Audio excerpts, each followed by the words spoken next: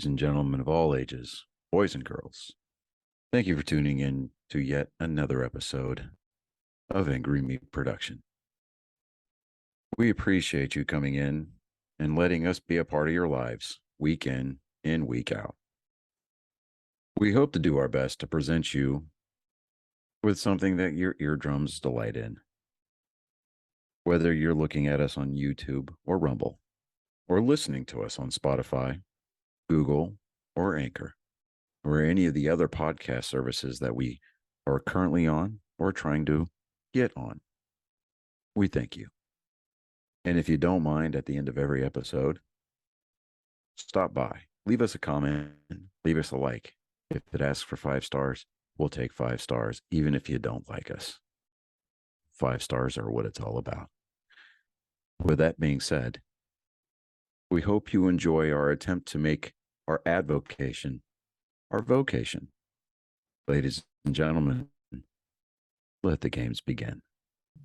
Welcome, Angry Faithful. Today on Nerd Sports, episode 119. We're going to go over... We're gonna go over unicycle hockey.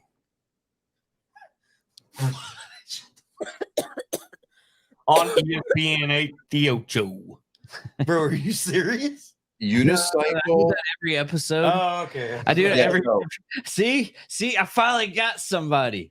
I got somebody. That's because I got all this up, dog. Yeah, I do this every episode. I find some kind of weird sports because they have wife carrying, Slippery stairs. I haven't seen that one. That's gonna be next week. It's on ESPN 88. Just a bunch of stupid. There's underwater hockey. Yeah, Yep. underwater hockey. There's cheese roll. Underwater rugby. Yeah, underwater rugby.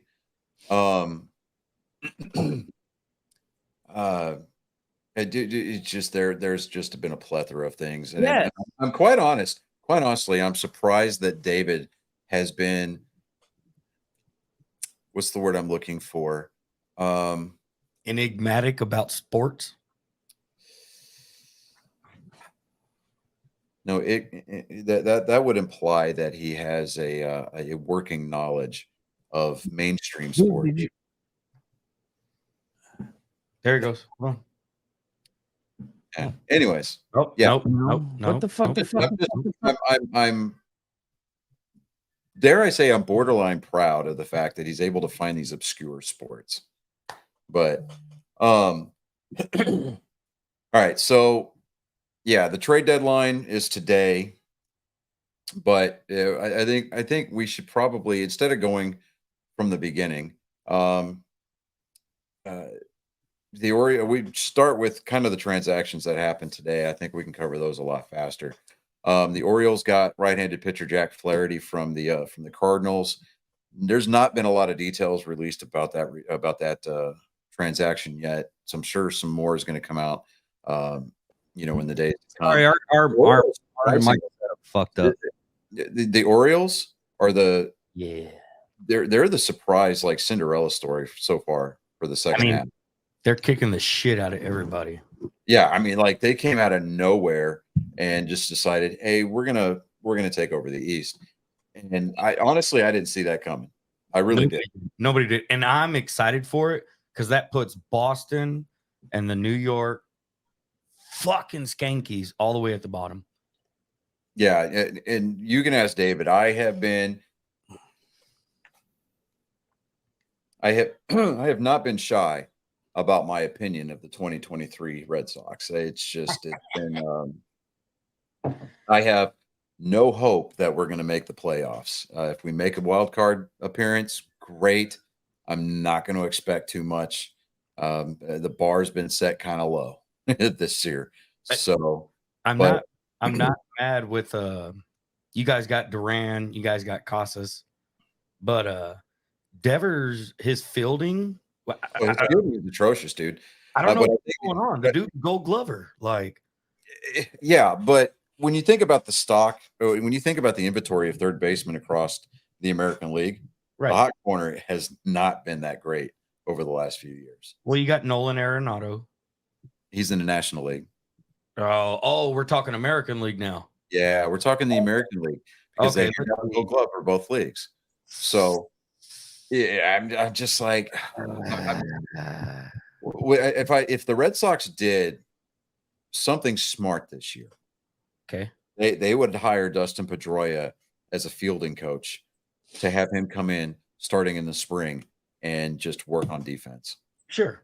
And the guy's a hell of a player, Dustin. Yeah.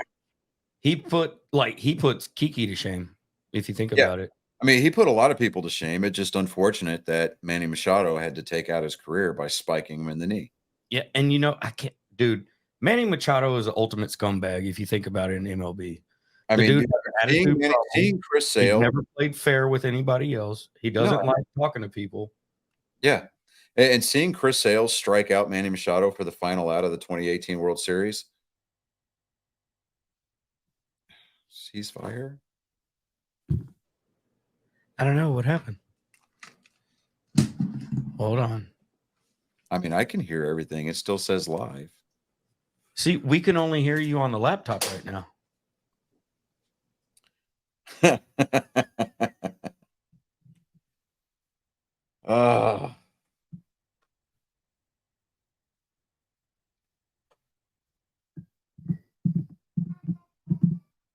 Ladies and gentlemen, this is what happens when modern technology goes unchecked.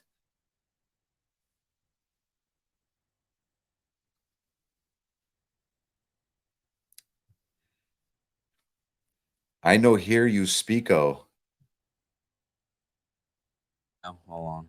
Oh, hey, look at that. I gotta buy a new freaking cord for the laptop. Hey, do you want to set the picture now that I'm in here? Oh yeah. Yeah, okay. Yeah. Just There to we go. get his good side. There you go. I have to figure it out. So Manny Machado, douchebag. Manny Machado, dude, yeah, douchebag. Douchebag. But seeing Chris Sale strike him out for the last out of the 2018 World Series, that brought me so much joy. They call him Chris Saley now, right? Yeah, you knew that? Oh, go ahead and deliver the punchline. Go for it. No. There's no punchline. I was like, because forever it was Sale. And then now they're like Saley. And I was like, the fuck? That's because somebody forgot to take their phonetics class during broadcaster school. So yeah, I was always, but yeah, Manny Machado. But to be fair, we're supposed to get Sale and a couple of other pitchers back off of the injured list. So, and again, I don't have high hopes. I mean, Verdugo is up there like normal. He took over where Big Papi left off, if you ask me. Well, as far as clubhouse presence, yeah, but as far as consistency at the plate, no. I mean, Doogie is. I love the guy. He's got a great personality. He's an immense clubhouse presence. He's got a good arm. He's got a great arm. He's defensively sound, but offensively, he's just a little too streaky. I think I'm not saying that they need to blow everything up and do like the Florida Marlins do, or the Miami Marlins do, rather. Every year, and they just blow everything up and have a fire sale. Right. But we're looking at the 2004 Marlins, where they just blew everything up after they won the World Series in 2003. Oh yeah. Yeah, but they were stacked that year though. They were. I mean, they had Josh Beckett. I mean, come on. Well, they had this other guy. They had Miguel Cabrera. Yeah, there he is, making his fucking retirement rounds. Everybody's giving him gifts. Yeah, right. You gotta be a bad motherfucker to go to someone else's stadium on your last year and they're just all giving you gifts. Like, fuck. Mariano Rivera had it happen to him. Derek Jeter had it happen to him. That's Mariano Rivera, though. David Ortiz had it happen to him. Yeah, but it's more televised now. Oh, yeah. Like, if you didn't like baseball back in the day, dude, you didn't even have to turn on the TV. Like, there was no baseball. Nobody gave a shit because all the strikes, all the lockouts, year after year after year, and bullshit. And like, now it's to the point where you have to pay for an app just to watch it. Well, I have T-Mobile as my cell carrier, so I get the premium package free every year. Okay. Okay. That's my internet. I'm like, yeah, what's up? So Shouldn't you get that with the internet too, or no? I had already purchased the MLB package Oh, because I knew Bally was going. yeah. That's another. MLB needs to fix the blackout restrictions on that premium package. Though. Dude. Okay. So after the All-Star break, Bally gave up everything. So now I'm able to watch the Texas Rangers anytime I want. Before the All-Star break, they had it locked in to where I couldn't watch anything. It was blackout all the time. But you fucking guys got NESN and you could watch. You guys could pull that up on fucking a TV with bunny ears if you wanted to. Well, I mean, I pay for the At Bat app every year. It's Okay. $20, right? So I mean, most of the time I'm just listening to Joe Castiglione call the game. Ooh, man. I paid for the MLB thing because I get to watch my Round Rock Express, Frisco Rough Riders. I get to watch them play everybody else. Right. So, But let's see here. Now, the Yankees, they acquired right-handed pitcher Kenyon Middleton from the White Sox. yes. The Diamondbacks got Tommy Pham from the Mets. What? Yeah, that was a huge pickup for the D-backs. They're only giving up shortstop Jeremy Rodriguez. That's a mid-level player at best. Tommy Pham, though, you put him in that big outfield out there in what is it, Chase Field? Dude, Out there in Arizona, Scottsdale, isn't it? But he's like he can be your number one in the batting roster, and he could play center, left, right. well, yeah, depending on who they have around him, Tommy Pham could definitely lead off on any given day. Yeah. But I given the fact that we know how Arizona manages their team, don't be surprised to see him in the 2 or 3 hole. Yeah, exactly. It's Arizona. You got Corbin Carroll, you got fucking Cooper. No, Cooper plays for Miami. Dude, but Arizona's got plenty of people though. Yeah. Let's see here. The Rays picked up a catcher. The Rays, they've been needing help at catcher for a while. So they picked up Alex Jackson from the Brewers. They gave up right-handed pitcher Evan McKendry. Okay. The Rangers picked up some catching help. They got Austin Hedges from the Pirates for an international pool money, Yes. international bonus pool money. 'Cause So right they didn't give up a lot because honestly, and to be fair, that deal there, that give up Like a 3-second delay. that give up by the Rangers was smart because you're not going to really see any high level prospects coming out of the international pool next year. No. So to me, the Rangers won that trade right just on face value alone. So, and that's the other thing. When we acquired Max Scherzer, we gave up Ronald's little brother, right? Yeah. Dude, the dude just got in from our DR team to Frisco. Like he's got a long ways to go. Oh, yeah. But to be fair, I mean, you've got an aging Max Scherzer who his ERA is his ERA. Look, Max Scherzer, great during the regular season. Okay. He's like a lot of those old Detroit, the early 2000 or mid 20 or 2010 Detroit rotation, right? Yeah. He's part of that alumni group. Great in the regular season, mid during the playoff rounds, but when they get to the World Series, What the fuck? And then I moved my head. It happened when I moved my head. Is there a switch on this motherfucker? No, there shouldn't be. can you guys still hear me? Okay. Once again, When I moved my head. Yeah, I can still hear him. What the fuck's going on?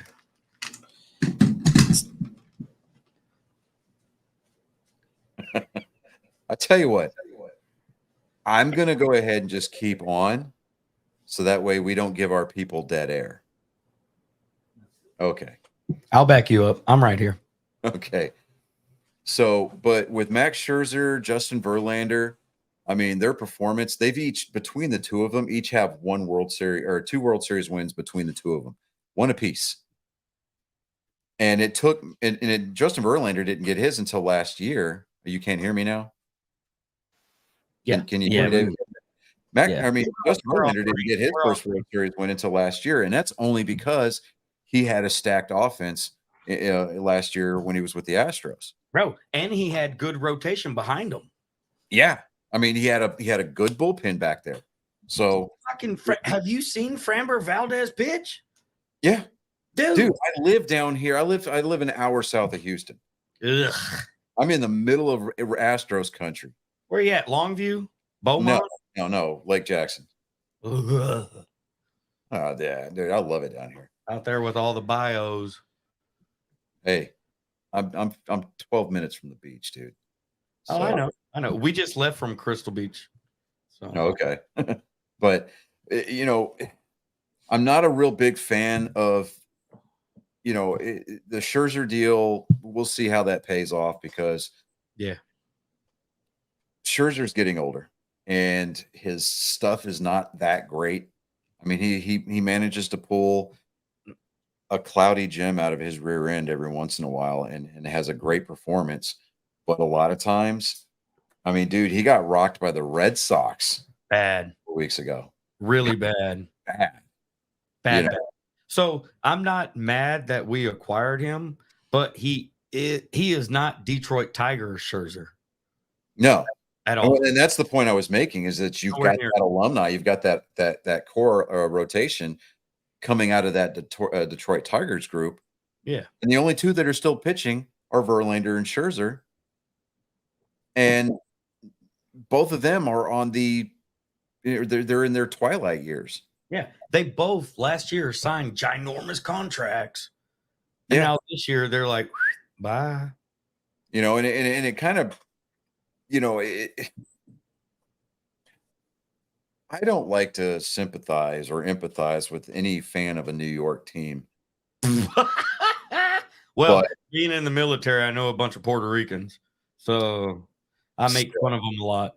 Still, and there's nothing with pinstripes that resides in my house. Nothing with an interlocking NY reside in my house. Hey, the kid said if he was gonna, if he If had they were the last, if they were the last team to offer him a contract, he'd I'd be retire. done. That's it. I'm done. And you know what?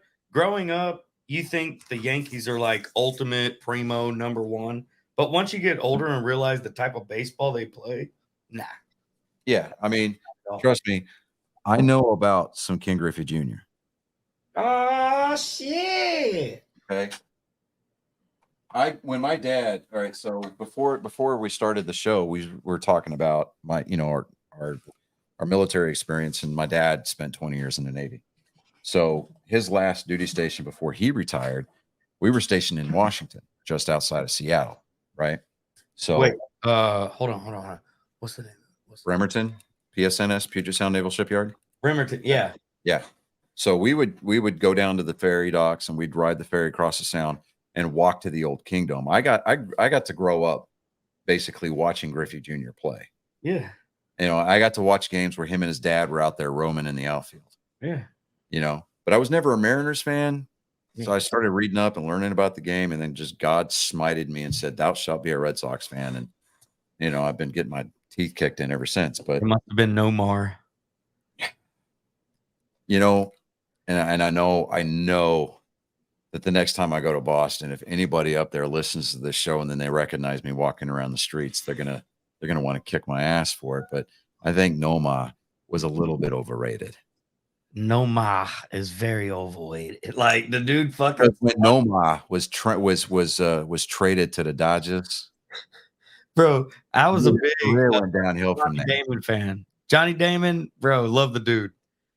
He put his body on the line and he had a great batting average. Yeah, but when he went and signed a contract with the Yankees, Yeah. none. Same thing with Jacoby Ellsbury. He cut his hair, he shaved his beard. Like, I mean, when the Dirty Chicken signed Yeah, a free agent deal after winning the World Series in 2013 with the Red Sox, he's going to Yeah. put out a full page ad in the Boston Globe, thanking the Red Sox nation for the great memories and all the time that he had there. But he's going to go take his talents to the Bronx. Like, get the fuck out of here. fuck you, and take you and your broke glass having ass out to the Bronx. And I love the fact that he signed like $110 million contract. Yeah. and played like 86 games for them. Yeah. Fuck you. He spent the rest of the time on the IL. I'm Yeah. like, all right, dude. So if you're a Red Sox fan, that means you're a fucking you love old Mookie. You know, I'm conflicted about the Mookie move, dude, because when It's touch and miss with you guys. It's touch and miss. You know, you can. there's no arguing that Mookie Betts was generational. It's generational talent. There's no debating that. I mean, it's plain as day. I mean, and you look at his numbers, right? And Phenomenal. yeah. So, but as far as you know, I mean, there's reports out there that said that he wanted to stay in Boston, but he didn't like what Hank Bloom was offering him. Right. You know, I'm just like, I get it, but you know, at the end of the day, I'm a very huge opponent to the $350+ million contracts. Do what?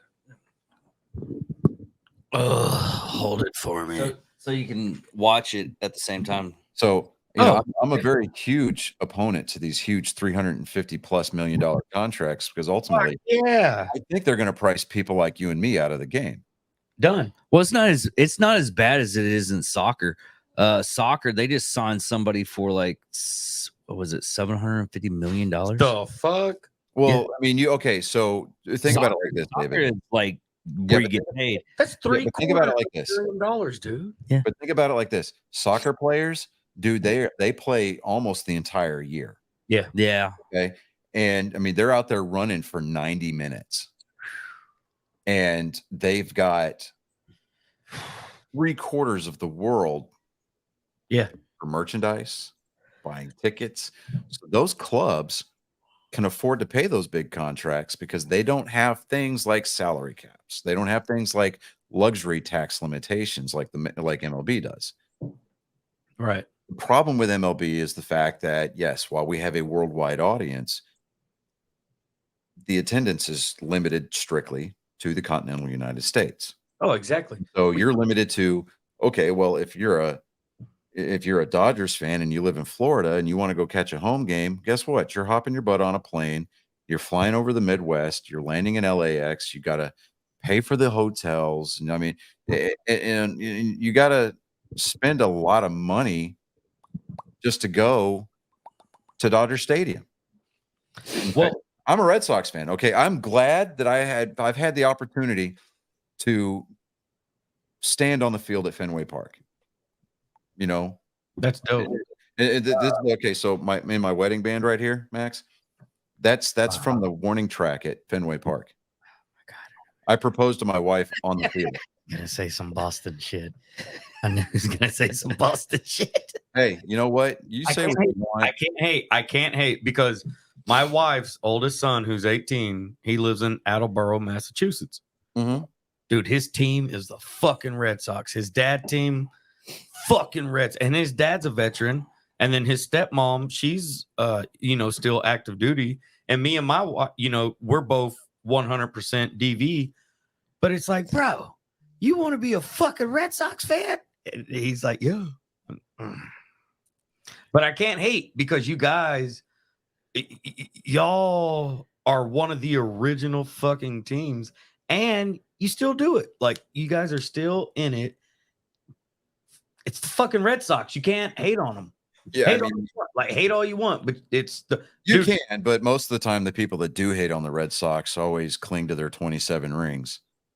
And here's the thing. I always bring this up to Yankees fans when I meet them, because it doesn't matter what stadium I'm at or what team I'm watching.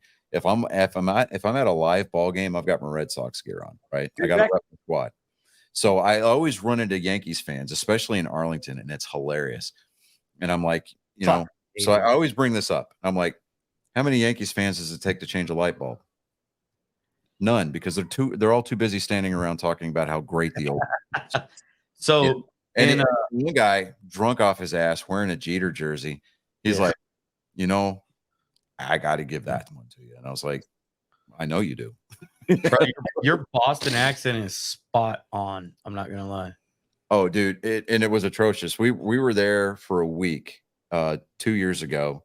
Yeah. For my because my You now got wife it, took 2 me up years. there for my Oh, birthday. Do what? it's been Oh, he's- fucking 2 years. Shit. Yeah. So you're right. Anyways, Anyways, yeah. Well, October- it was like a year and a half ago. Well, well, Anyway, so we're up there. hold on. This Halloween, we are going to Salem, Massachusetts. And I'm going to watch a Red Sox game, and I'm going to be decked out with every Ranger thing I already own. So, And you know what? With as douchey as Boston Ugh. fans are sometimes, unless you're wearing Yankees gear, they're most of the time going to be pretty cool with you. Dude, everybody wears khakis. I'm not even fucking joking. That's not a car keys joke. Like when we went last year to watch my stepson graduate high school, like I thought there was going to be a lot more cowboy hats in Massachusetts. I was fucking wrong. They looked at me like I just walked off a fucking strawberry farm and someone needs to call ICE on my brown ass. Like, dude, I was like, what the fuck? Like, what y'all looking at? And my wife was like, there's not a lot of Mexican people up here in Massachusetts. And I was like, apparently, They are. They just don't live in the city proper. right. And none of them wear cowboy hats with hawk feathers on the side. And I was like, fuck. Or I have those bighorn freaking cowboy boots.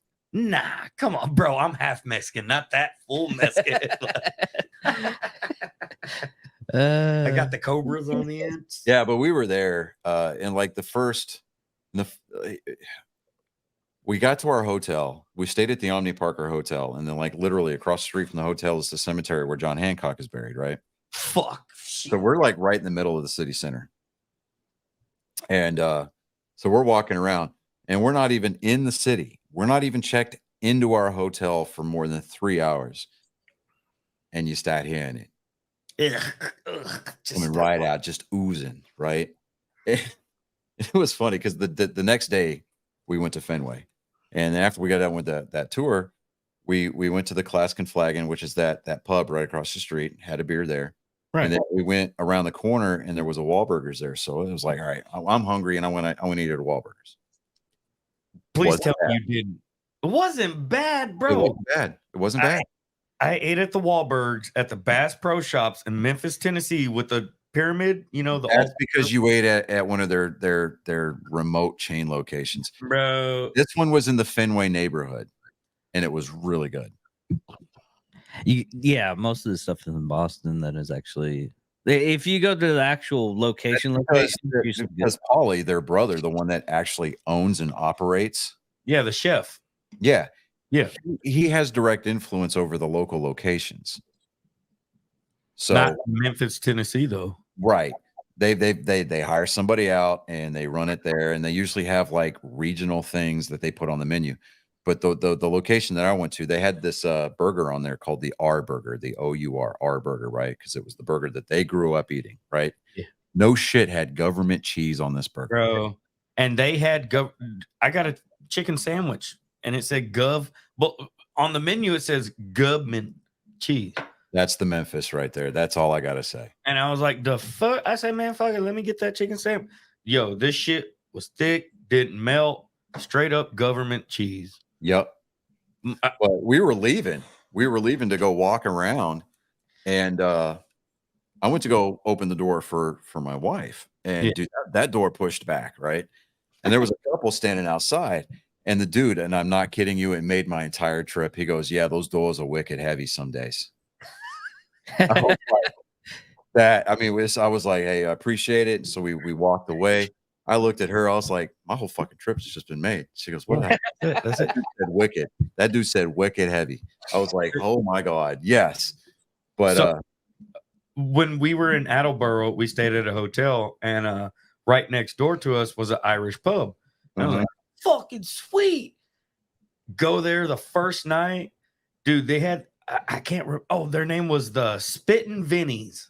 mhm.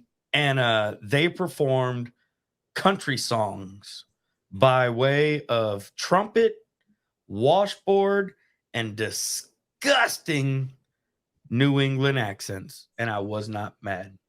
They did Ring of If you're Fire. going to Salem, Dude. go to Red's Sandwich Shop. Okay.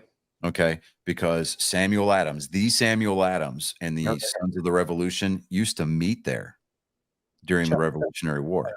Shut up. Try the corned beef. I love Or the corned beef hash. Try the corned beef hash. They make it my favorite. now. That's my favorite.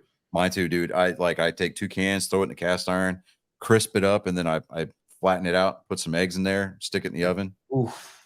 and then put some Cholula sauce on there. Boy, I'll tell you. So I throw eggs in mine, and then I put some New Mexico hatch green chili in it. Yeah, well, see, I just what I do is I put the egg on top, and then I just let it. I broil it until the eggs are over easy. Ooh, Oh yeah, and dude, I just put some Cholula sauce on top of that song. Whoa, I tell you, man. I eat it right out of the pan, dude. I mean, now my arteries don't like that, but you know, No, my asshole don't like that shit either. But whatever. hey, you know, but yeah. So the big news today was that the Astros reacquired Justin Verlander and cash. So the Mets, I guess, apparently were so unenamored with the performance of one Justin Verlander that they decided, you know what? Not only are we going to give him back to you, but we're going to give you money to go with it. The Astros only gave up outfielder Drew Gilbert and Ryan Clifford. So Are those AAA?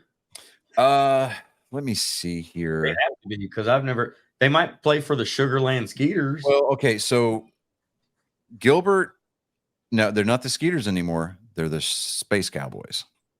Shut the Sugarland Space Cowboys. Yep. See, I've been gone from Austin for And a year. you know what?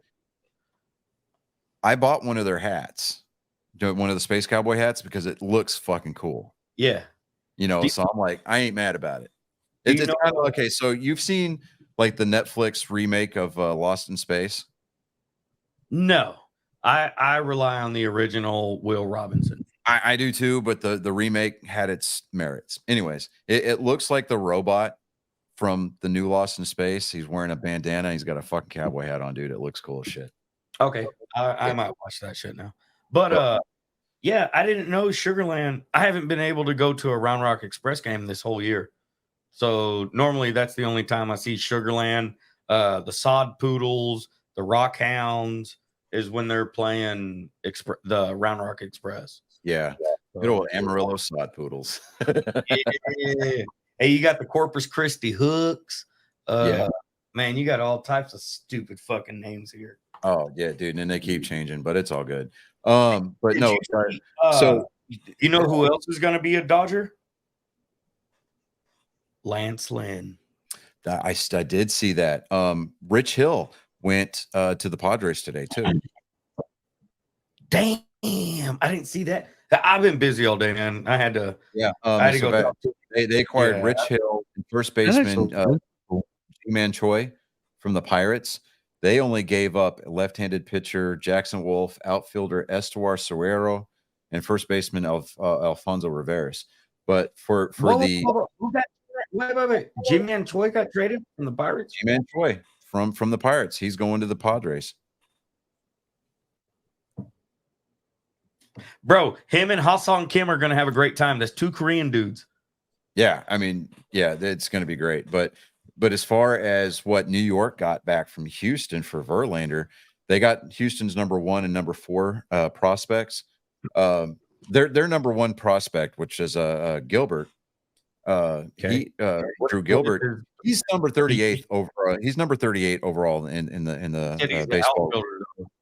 Yeah, but Okay. he's the number 38 prospect in the nation, according to Baseball News. But and then they got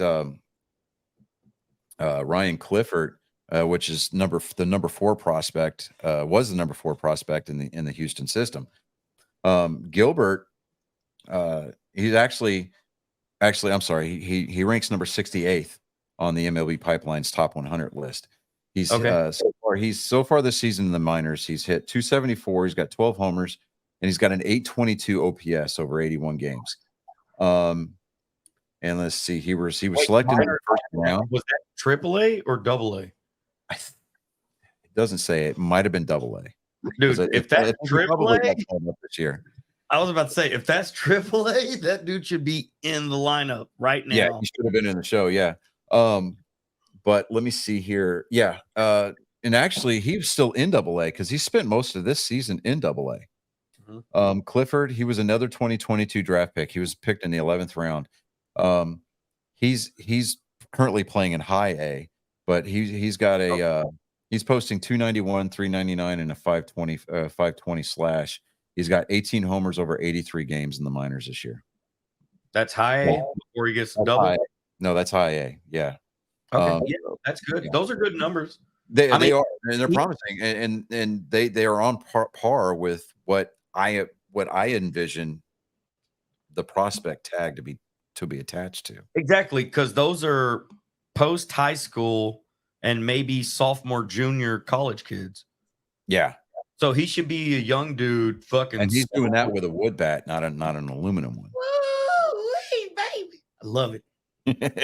But let me see here. And so the Blue Jays also today, they acquired shortstop Paul DeJong and cash from the Cardinals for right-handed Swanson. Or DeJong left the Cardinals? Yep. Yeah, he's now a Blue Jay. Damn. Wow. Let me see here. Rockies picked up Justin Briley from the Dodgers for cash considerations. Okay. The Braves acquired left-handed pitcher Brad Hand from the Rockies for right-handed pitcher Alec Barger. Hand right now, so far this season's got a 4.54 ERA, but he's held left-handed batters to 140 batting average, 276 slugging, and 204 on base percentage. So against left-handed hitter, he's pretty good. He's a left-handed pitcher? He's left-handed. So I mean, that's left on left prime right there. But now Barger, he's still playing AA, but he was a 17th round draft pick back in 2019 for the Braves. He recorded so far 3.29 ERA and 30 relief appearances at AA Mississippi. So I'm kind of willing to give the Braves that trade. Yeah, I mean, they won that one. The Rays, they picked up two right-handed pitchers. They picked up Arian Sampson and Manuel Rodriguez from the Cubs, and they gave up right-handed reliever Josh Robertson. Okay. So that kind of evens itself out a little bit. The Rays pitching, The pitching system for the Rays, not there. It's not like it was when Joe Madden was there. They're oh, dude, no way. Their offense is what has propelled them through this whole season. But they are streaky, dude. If it wasn't for the fact that they went on that like 18 or 19 game run to begin the season. And so now the Orioles are showing their ass, and the Rays are like, wait, don't leave us. And like they're literally about to fall out of wild card. Like the Rays aren't doing what they said they were going to be doing. Right. There really wasn't a lot yesterday as far as big names being moved around. The only thing that really kind of piqued my interest a little bit was the Giants picked up outfielder AJ Pollock and a utility player Mark Mathias from the Mariners. And I love this. I love these trades for players to be named later. So the Giants pick up those two players, and the Mariners are going to go, okay, we're going to wait till the end of the season, wait till the winter meetings are around, and we're going to go, we want that guy. Bye, Jock Peterson. Right, Jock Peterson. Welcome to the Pacific Northwest. What was the other one? JD Davis. Bye. Yeah, right. Shit, man, you could have your hand. Wilmer Flores. Bye. Dude, golly. Yeah, it's I like those type of trades though. Yeah, they are. I mean, if you're on the receiving end of those to be named later players. Yeah, dude. Yeah, and all day.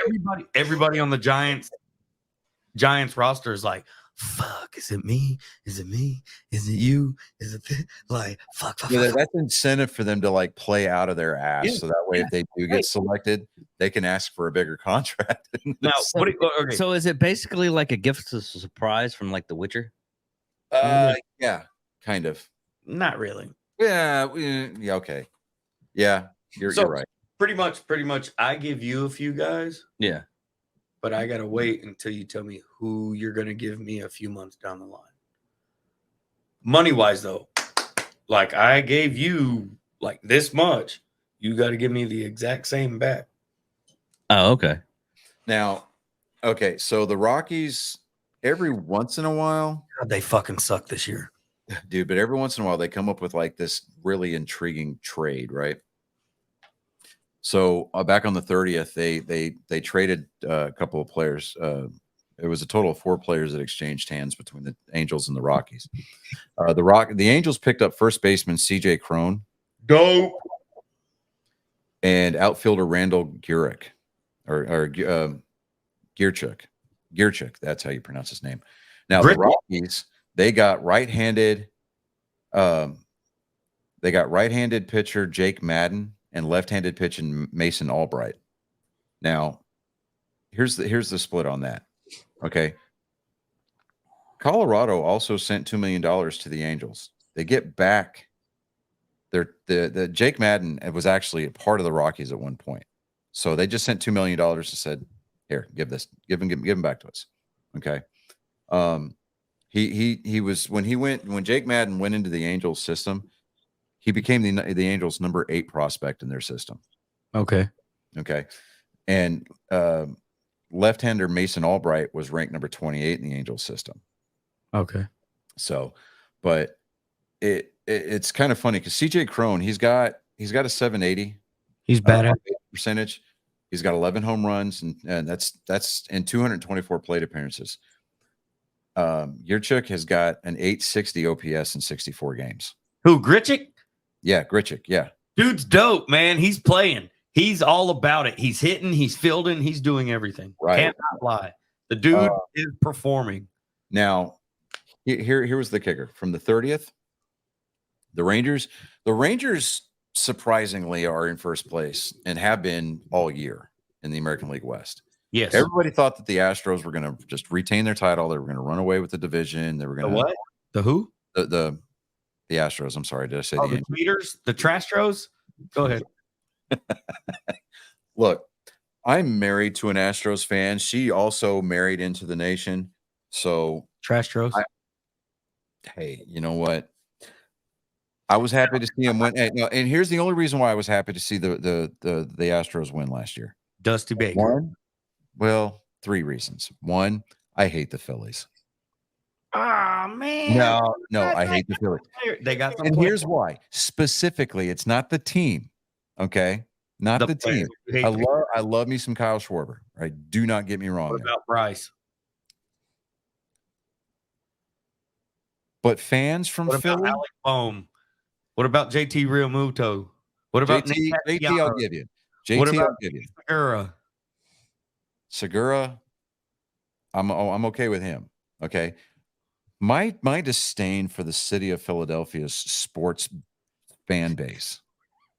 Okay. Fuck the Eagles. Deep. Fuck the Eagles. I'll just say that now. Fuck the Eagles. I mean,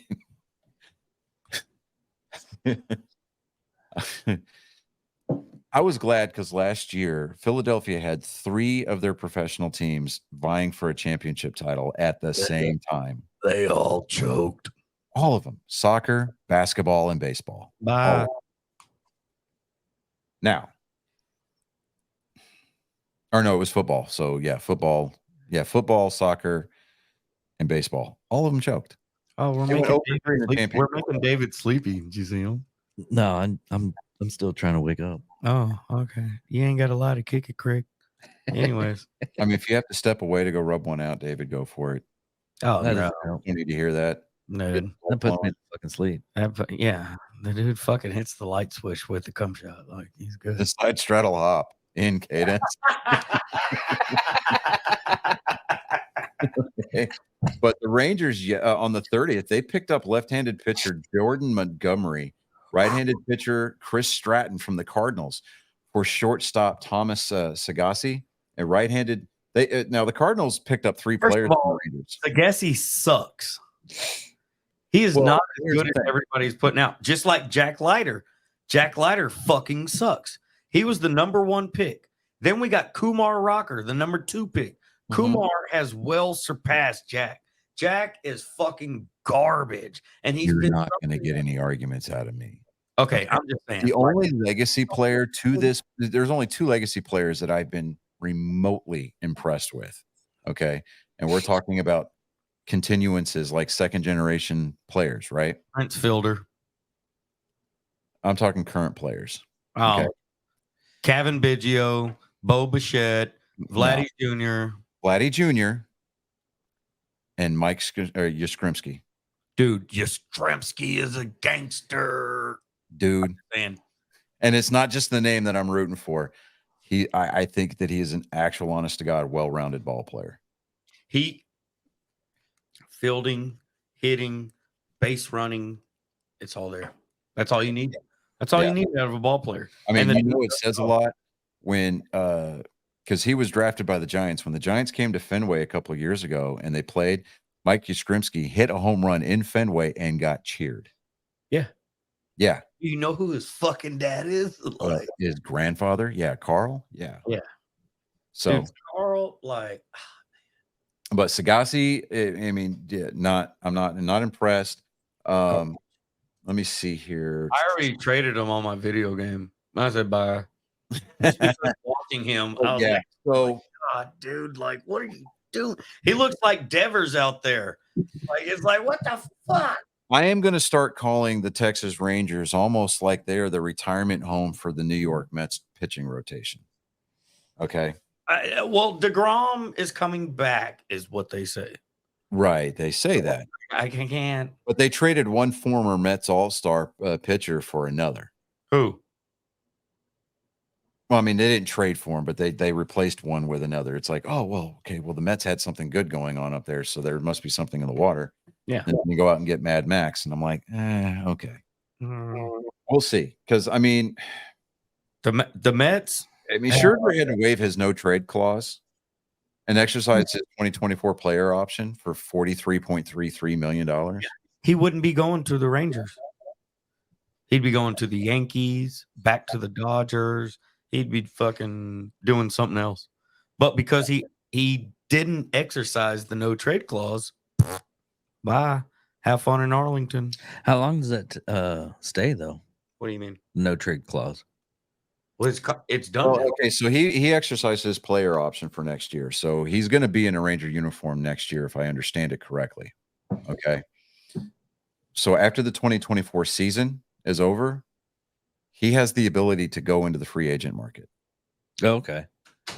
So, but let me see here.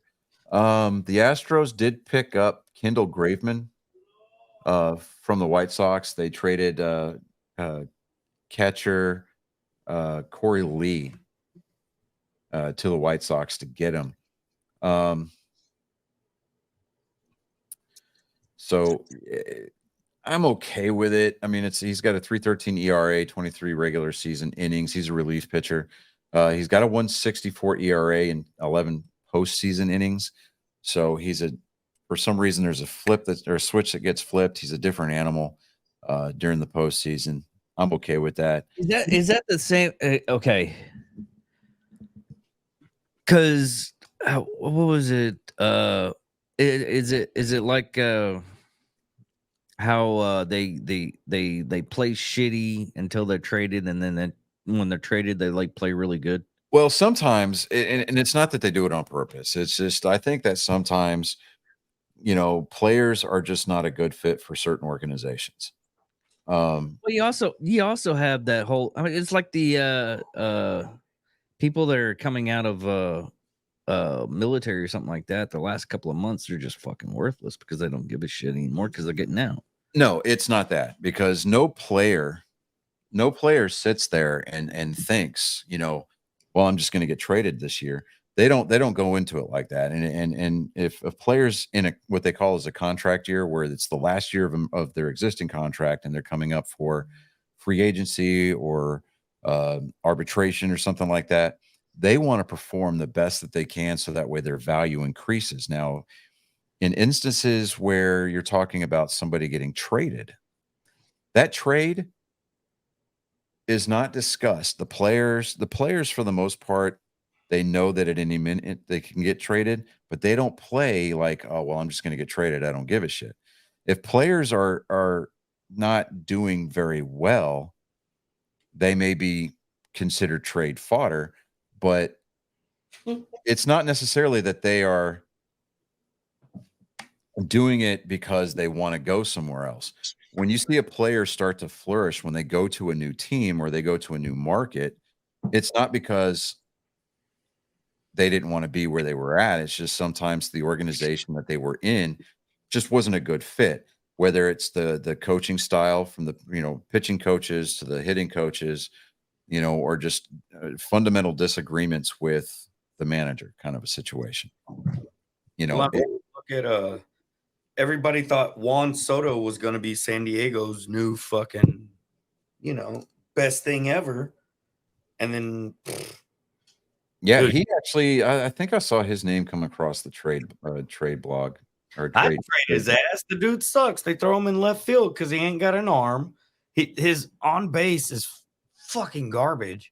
Oh, yeah. Yeah. He's horrible.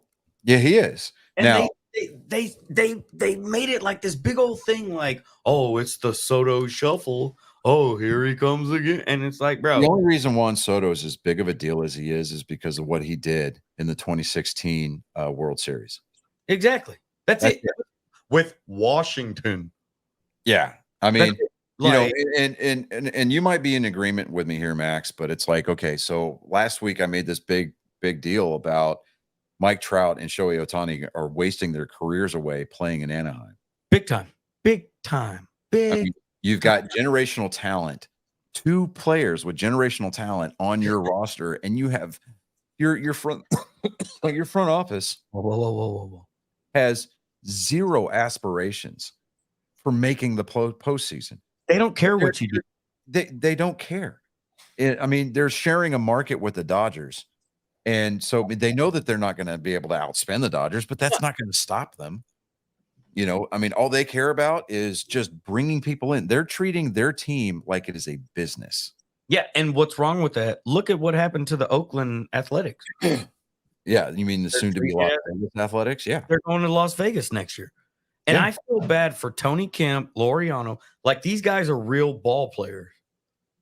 And they're out there just fucking taking it, dude. Do you know they got ready? Oh, did you hear that Mark Canha? He's going to the Braves. I did see that. Yeah. He'll be with Sean Murphy again. And like, dude, that's badass.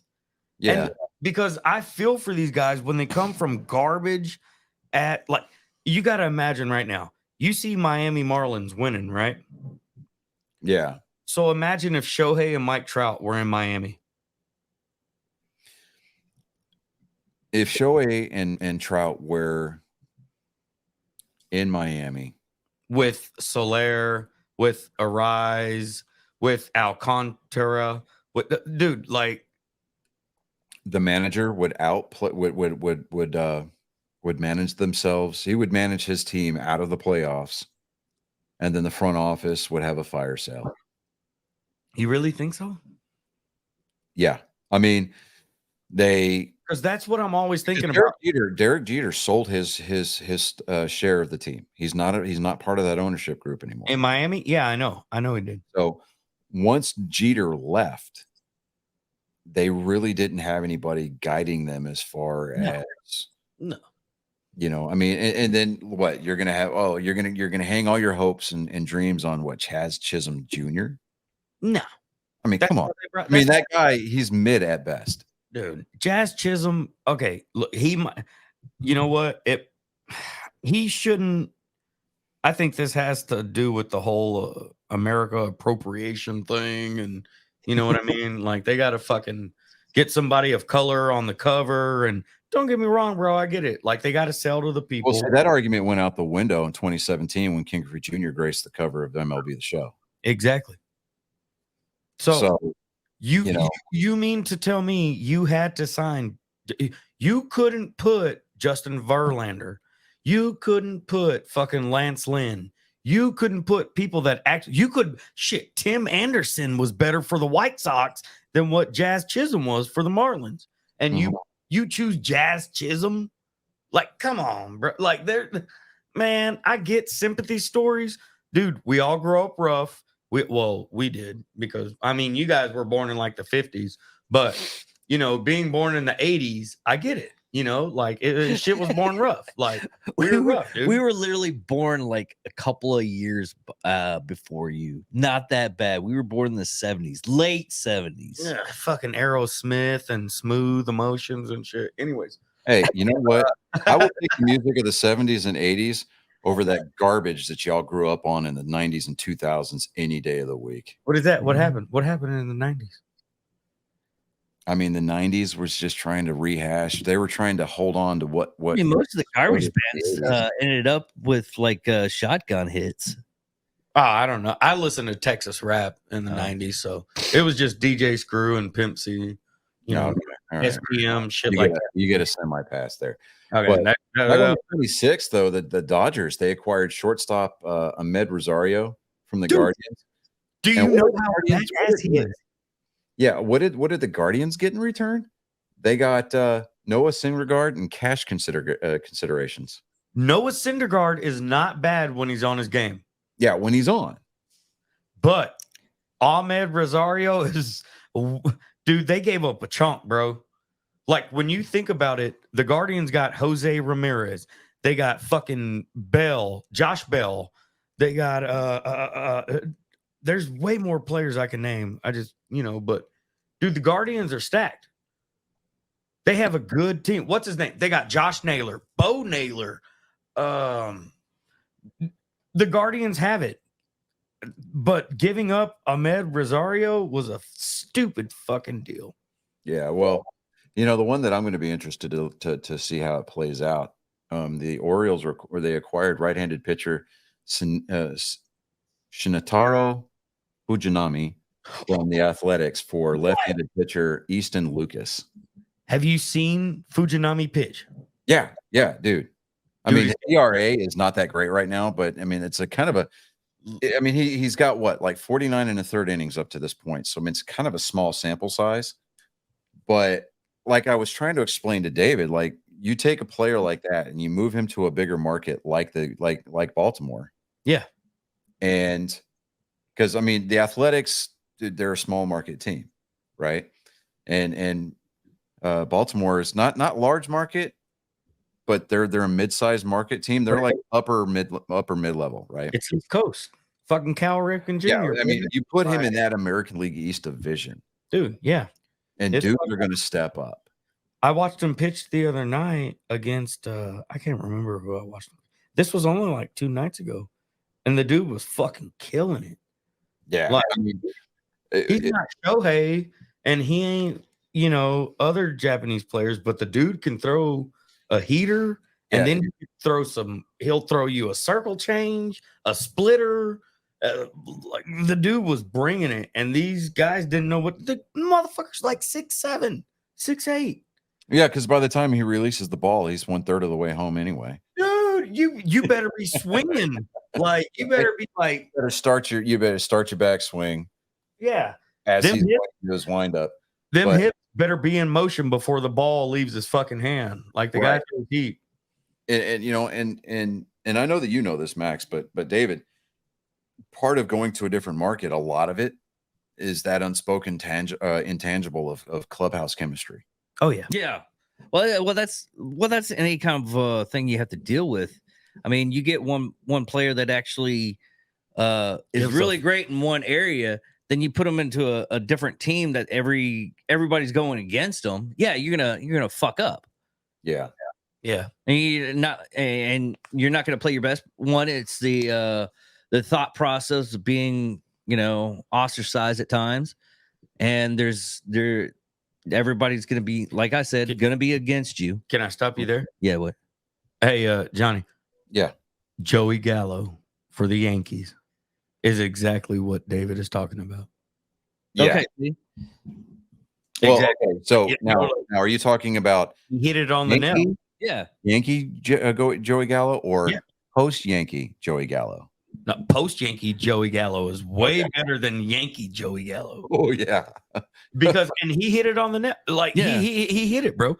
No, nobody wants you here. You fucking get lost, you loser. Yeah, I've had jobs like that. I can totally understand that shit. Yeah, you understand people. So that's one thing me and him talk about a lot is body language. Dude, we could anybody that was enlisted, bro, we could read body language like we're a fucking therapist. And at sometimes it's all right, and at sometimes it's fucking disgusting because you're like, I thought they were my friend. Yeah. Right? And then you're like, fuck. yeah. I've been let down. But yeah, you're right, David. Yeah. You got it. Yeah. And this- All right, I get stuck. so moving on to we're gonna cut baseball for right now. We're gonna move into NASCAR news.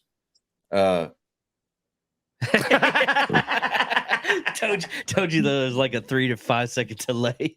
No, it wasn't a delay, dude. I heard it, and my brain is going. Did that motherfucker just do that? Fucking told him not to do that. Okay. Anyways, so NASCAR this weekend, they the Xfinity guys, they were at Road America, which is in Virginia, and they Sam Mayer, he's a first-year driver. He drives for Junior Motorsports in the Xfinity Series. He got his first win, and Road America is actually considered his home track. So that was a pretty popular win. I mean, due for a road course, I'm When are we gonna get? You said like a year before Westboro, right? Or fuck the new track they're trying to put in. God, I can't remember. Westboro Baptist Church. Fuck, I can't remember that fucking track. I don't know why. If there's a track there, like I'm Johnny, explain to me the Road America. all right, Road America. All right, let me pull it up here. Thanks for the save. No, I'm being serious because I had no idea what like I don't get into NASCAR, not as much as I used to. My papa passed away in 2012, and like he was all about it. Like he lived his life about that shit.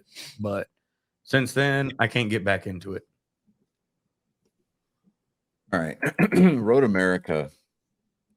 It's a road course. It's here we go. They had the first one in Chicago, or like Great Lakes. They had right. Yeah, it was Chicago, the Chicago Street Course. Dude, that was a fuck up. Yeah, I know. You came and told me about it the next day because I Yeah. told you I was like, man, I want to watch it, but I'm busy. And you're like, bro, you should have saw it. Yeah. Yeah. I watched that only because I wanted to see, Twisted Metal type shit. Me and Chris were on the same page about that. And then watching and everything. They were rather well behaved. Huh? They were rather well behaved. No, they kept on Road crashing. America is Yeah, not. Oh, fire I'm thinking Virginia's road track.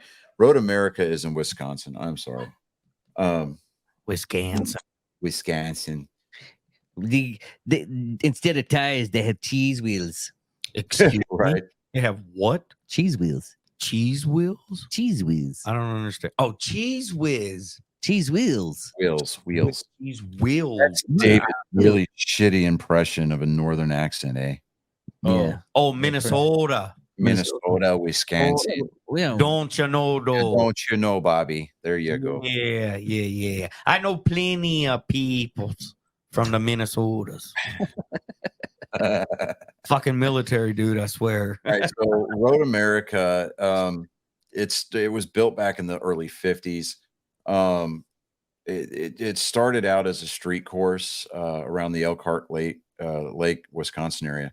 The state legislature banned racing on public roads, so a guy named Cliff Tuft organized a group of local citizens and leaders of the Chicago region of the Sports Car Club of America, or SCCA.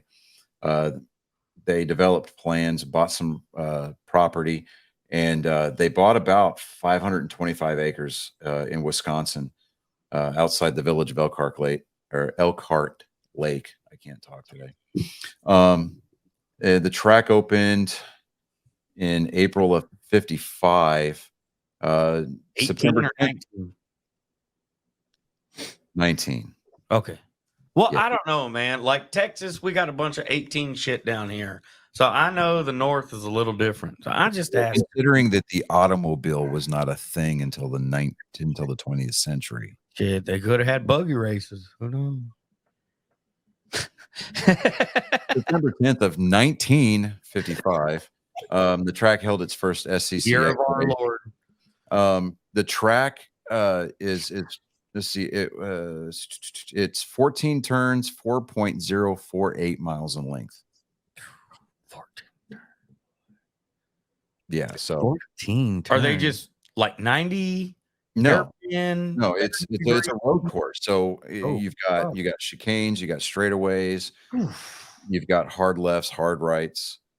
You've got what they call bus stops, which is just So it's basically almost like the Chicago race where they're turning like really hardcore. not like that. I mean, they've got Dude, in the 50s though, too. What the fuck are you driving? A Packard? Yeah. no. I mean, you're probably at that point. You're driving like Buicks, Yeah. like Oldsmobiles, Yeah, exactly. Hudson Hornets, and things like that. The Hudson Hornet. I ain't making fun of you or David. I know you guys, y'all fucking y'all were around when the cotton gin was invented. So I ain't gonna give you guys shit. You guys are my bro vets. Well, y'all are bro vets, but you're good. He hates that term. You hate bro vet? Dude, bro vets are those. I mean, dude, they're the Karens of the veteran world. I'm a GWAT, baby.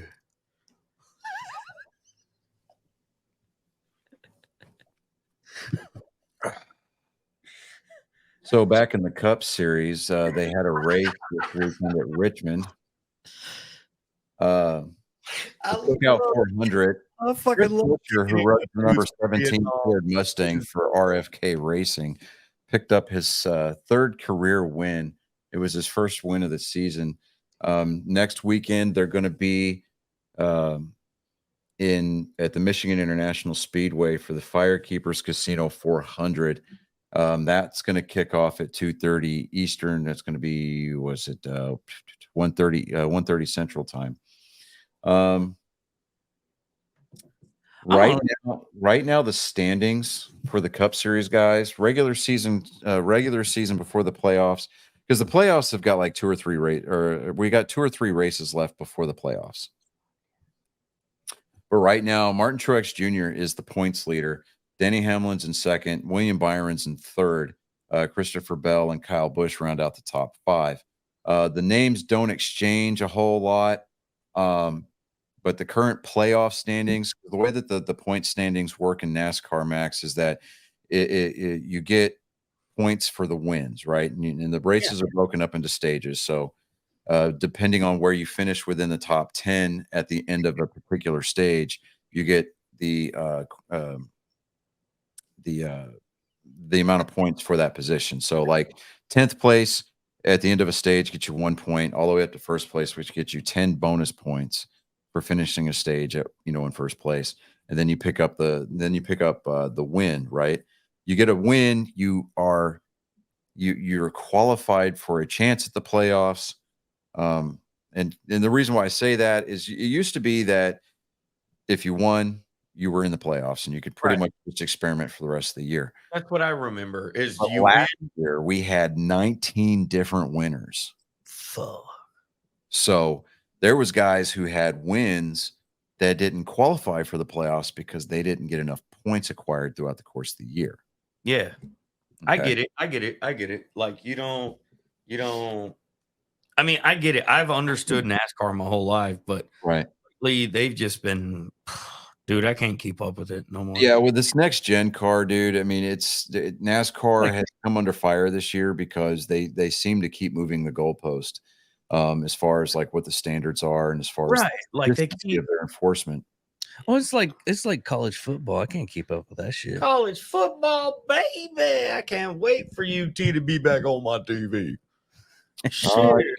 College football, where grown ass people get to wait for a team from a school that they probably never attended Ever. dictate the mood they're going to be in for the rest of the weekend. Exactly. So, I mean, don't get me wrong, dude. And then on Monday, I'm an A&M guy, and I'm an Army. I'm a West Point guy. I'm an Army football guy. Dude, College Station is like an hour and a half, 2 hours away from here. College, he's an Aggie. Yeah. You know the people that put thumbs in butts. He's Well, it's better than having a cook 'em, baby. no. Ooh, Better than having a uterus as your run out tunnel. Oh, that is true. It is true. It does look like a uterus. No, no, that's Yeah. a long. Oh, fucking look! Oh, like that's a long uterus. one. It looks like I know what it's supposed to be, Uterus? but it looks That's like a long. uterus. I picture a uterus and a longhorn. Yeah, it's You a can pretty longhorn. much match it together. Sure can, because that longhorn be fucking that uterus. It's a fucking longhorn. You Well, can't either that or just the overpopulation of bull dykes at the school. It explains the fishy smell when you pull into the stadium. Wait. So you're a fan? No, I'm not gonna. I'm I'm a bigger fan of Army sports than I am of Texas A&M. Oh, God, this guy's never seen Navy play a football game. Oh, Yeah, he has. I have. Yeah. Hey, also, Okay. I My seen dad Air Force retired play. Navy. I joined the Army. We don't fucking watch the game together, there, guy. He doesn't watch the game with his dad. That's Navy. Oh, hey, Because they get Johnny. See him how I'm both Navy and Army. I just go for the winner at the end of the game. You know. See, if I were gonna do that, then I might as well try to like blow myself and put on a Yankees pinstripe and just call myself fair weather. I mean, do your thing. I mean, bro. Do your how thing. long was it? How long? No. Nobody's gonna hate, bro. No, how long was the streak between Army It and was Navy that 13 Navy years. won? A fucking lot. It was a 13-year winning streak. A fucking lot. I mean, how'd you And barely? to this day, that's the difference in the series. So, I mean, What happened? What did he say? He says that's. The I difference couldn't in hear the shit because he was talking about sucking his own dick and shit. I don't know. I couldn't hear anything. Go ahead, Johnny. All right. and Hey, look, man, I take it easy on you Gulf War veterans, all right? I ain't trying to fucking talk no shit, all right? You guys did your thing, brother. God damn it! You're not that fucking far away from us. God damn. Fuck. Look, I'm just here kicking it with my bro vets, all right? We're just cooling it. Go ahead, Johnny. I'm gonna laugh the first day that he comes on the show and talks about how his life is ending because he found his first gray nut hair. Oh no, Yeah. I already got those. I shave them. Remember, I was in the Navy first. Okay. I got gray hair in my beard, brother. Like, Yeah, I do too. So I got gray hair in my head. Like, you know, without this hat, I look like Tim McGraw. I'm cul-de-sacking like Homer Simpson. So so before I get into football, Yeah, I'm there's gonna bring Colin in. okay. Because there's a lot of injuries for football. energies. Injuries. Oh, injury. Yeah. See, he has the code. Oh, does he? Yeah, he has the secret decoder ring, so he can figure out what I'm saying. The what? Ring? Secret decoder. God damn it! And I can't even. Decoder ring. Oh, Secret the Ovaltine. decoder He got ring. the Ovaltine ring. God damn. He got the Ovaltine ring. See ya, bro. All right, I'm gonna make the attempt to connect Colin to the soundboard here. Okay, Okay. All right. should be straight to the road. I wonder what you're touching over there that's causing the road to fuck up. See, there he goes. He's gone. Yeah. Is it us or him? I think it's him. I think it's him. I guess he might be hitting it right at the same time. I've been fucking Maybe. moving. I gotta piss again. Go piss. Them brewskis are catching up with me. I've been going beat like a mamma jamma. Yeah.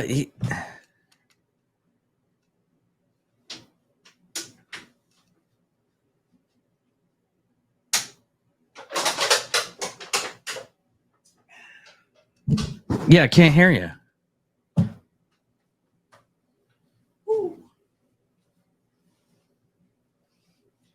Bro. Yeah.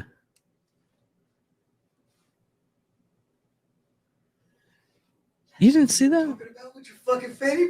Wow. Okay, see? That's straight fucking. I'll peek here in the tip. Hold on. Yeah. What is going on? I can't hear shit.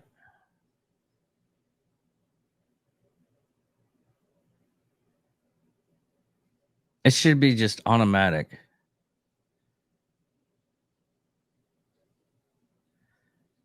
All right. Johnny's having difficulties on his end, so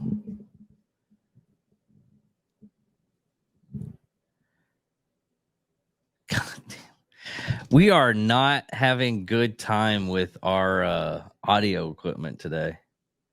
Johnny's is messing up now.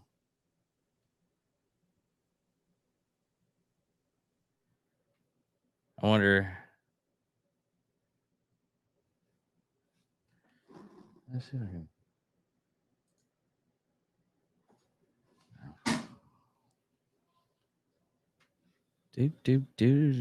Dude. Yeah, I'm left alone now. Max is in the bathroom. Johnny's working out stuff. Did you get him back? No, his audio equipment's fucking. I don't know what's going on with our fucking roads today. He's on mute right now, so Did he mute himself? it mutes automatically if you pull the plug on something. It's nothing on our end right now. I can't hear shit. Nah, it's not even on the laptop. Yeah. We're good. Smoke break. Yeah, well, we're gonna give us a break. God damn it, we're on my phone. You hear anything?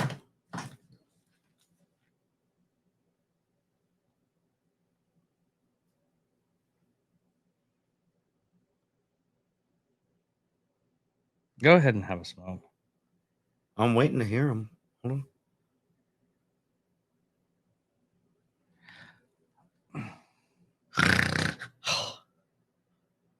Hold on, he's doing sign language. Oh, here we go.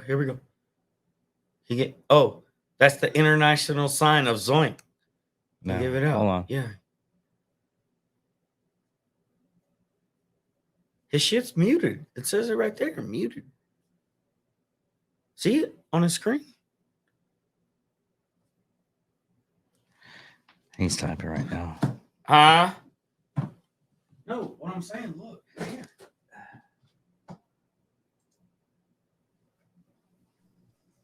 Oh, they chose to mute themselves. No, There I we go. mute That's myself. fucking shitting me. Hey, if you want to go take a smoke break, go for it. We'll just do this segment anyway. No. Go have a cigarette. I'll wait. We can edit it. Yeah. No, see, that's just the thing. We don't edit the show. That's the We don't. part about it. Well, I edit just a tiny bit, but not that big. Go I don't ahead. know shit about fuck about NASCAR. Anyways, I'm gonna go grab a beer.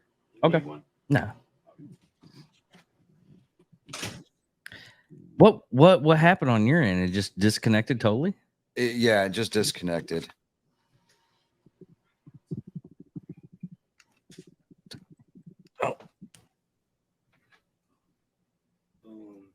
Call me LeVar Burton, baby. Yeah. All right. Did you get a calling up? Yeah, I got him up here. Hold on. Let me do our intro here real quick. Okay. All right. The fuck? There we go. Did you have your ringer on? Apparently, I did. Okay. All right. So, episode 119 has been wrought with technical glitches, and it's kind of awesome. Okay. Yeah. All right. So, this week's episode of Joke Time with Colin, as always, is brought to you by Mobile Notary Mindy. She does wills, powers of attorney, medical documents, healthcare proxies, living wills, certifications of trust, assignments of personal property, HIPAA waivers, advanced healthcare directives, and I-9 verifications. She's certified with the National Notary Association. She's bonded and E&O insured. She's on every social media platform out there. She's on Facebook. She's on Instagram. She's on TikTok. It's at Mobile Notary Mindy. If you have any of notarization needs or questions, definitely give her a shout out. She'll be more than happy to see what she can do to help you, either indirectly or directly. But without further ado, here we go.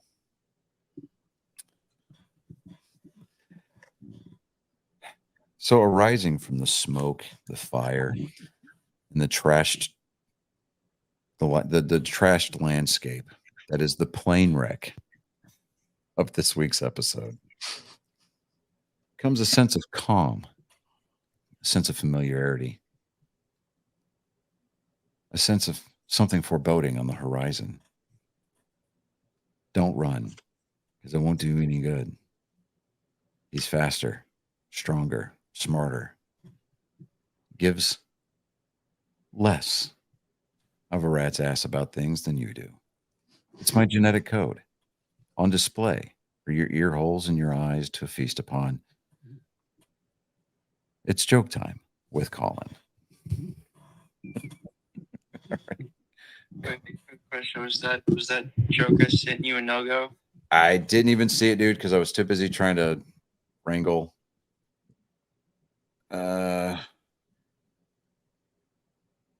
All right, hold on. Let me look at it. It's pretty bad when you have to go through a filter to get the joke. Right?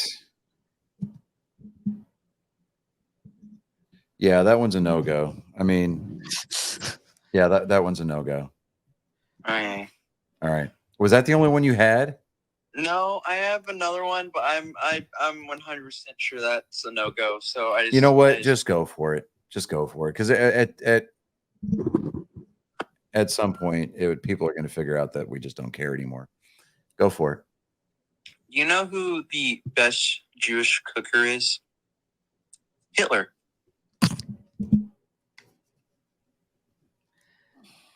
Oh God. Yeah, that was kind of horrible. Yeah. What's your other one? Oh, the one that I said was 100%. No? Yeah. Just go ahead, dude. Go ahead. At this point, this whole episode is a wash. Oh, is it nothing going well? Well, dude, we've been having troubles with audio all fucking day. Yeah, he can't hear you at all, David. We've got to figure out the whole bringing him in thing. You should be able to just Bluetooth it. I actually need you to look at this one. This one I'm actually concerned about. Hold on, let me look at it. You know what? Go for it. That one's just funny enough. What do you call a kid laying down in a classroom? Kill confirmed. Choke firm? You call 3 kids. No, hold on. Did you hear what he said, David? Not really. He said, "What do you call a kid laying down in a classroom?" Okay. A confirmed kill. Oh, okay. Okay. No. That makes more sense now. 3 kids laying down in a classroom. A kill streak. God damn. Yep. Is that what you had for us this week, bud? Yeah. Oh boy. Okay. You gonna stick around for your outro? Yeah. Okay. All right. Ah. Well, ladies and gentlemen, boys and girls, angry faithful of all ages, there you have it. The havoc, the calamity, the chaos, the mangled wreckage of this week's episode has been put on display for you. It has been brought out into the spotlight. It has been a demonstration of anime gore, excessive blood loss, grunting, screaming, but yet artistically beautiful in nature. Ladies and gentlemen, I bring to you the opportunity to question yourself, douse yourself in holy water or gasoline, depending on what your preference is. You have been privy, you have been privileged, you have been blessed by my genetic code. Yet once again, this was this week's episode of Joke Time with Colin. Oh shit! Oh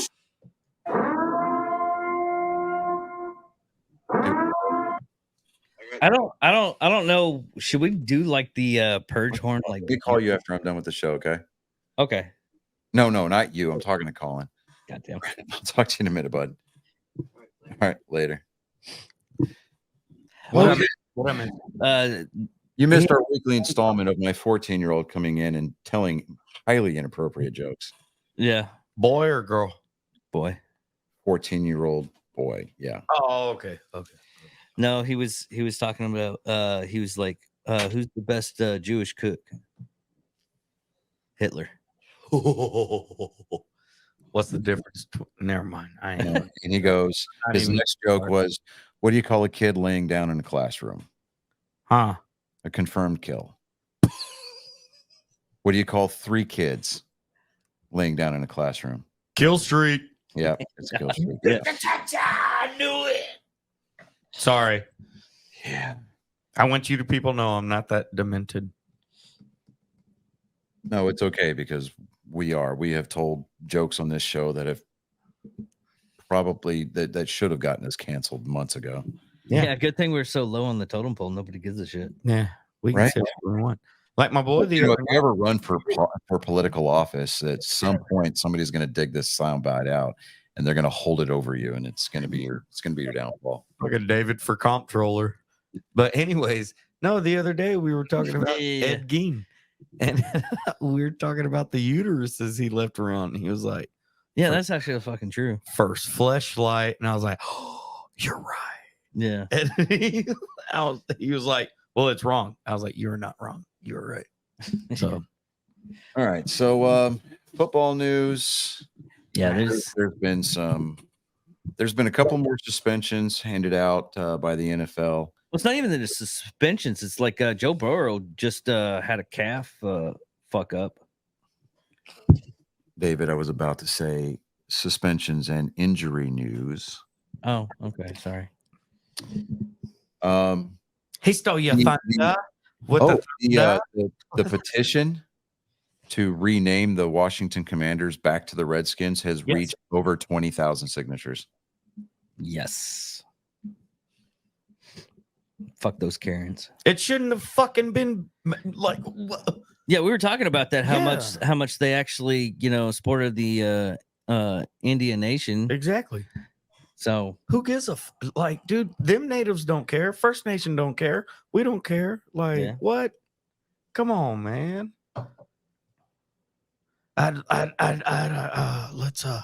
Let's talk about the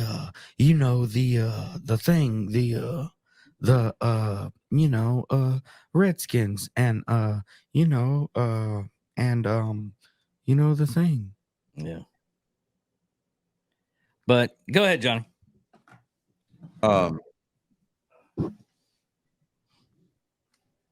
So all right, let me see here.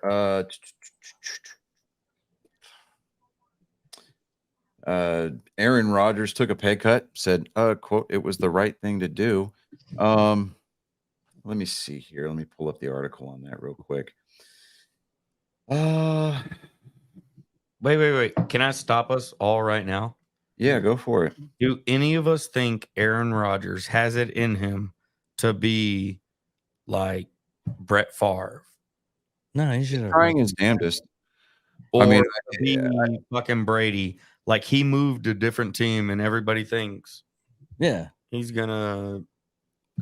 he's gonna win in Yeah. what he's with the Jets now, right? Yeah. Yeah, he should have fucking retired. okay, so I've got this theory that LeBron James wants to be so much like Michael Jordan that he would be willing, if he knew who his father was, that he would pay somebody to murder his father on a backcountry road somewhere. So just so he could be that much more like Michael Jordan. I think that Aaron Rodgers wants to be so much like Brett Favre that after he retires, I wouldn't put it past him to run a welfare scheme. Welfare scheme in Mississippi. Yeah, exactly. Is that what really happened? Yeah. Bro, Brett he Favre? took $1 million fucking dollars, dude. Really? Yes. Did not hear about this shit. Straight up welfare scheme. Dude, Social Security welfare scheme. Brett Favre took from them normal fucking. What did he spend all of his money on then? Who fucking. Because- Alcohol and gambling. Yeah, it's Brett Okay. fucking Favre, dude. I mean, why do you think he's like all these other NFL greats? They have to take a contract endorsing copper compression wrap. Well, yeah, I had we had a talk last night with a coworker about how to like wrestlers make money after they're done wrestling and everything. And I was like, Merchandise. yeah, merchandise, Book sales. yeah, book sales, Yeah, I'm going to Comic Cons. They go to Comic Cons. Oh, of course. Or you dude. can be like Stone Cold Steve Austin and, sell beer.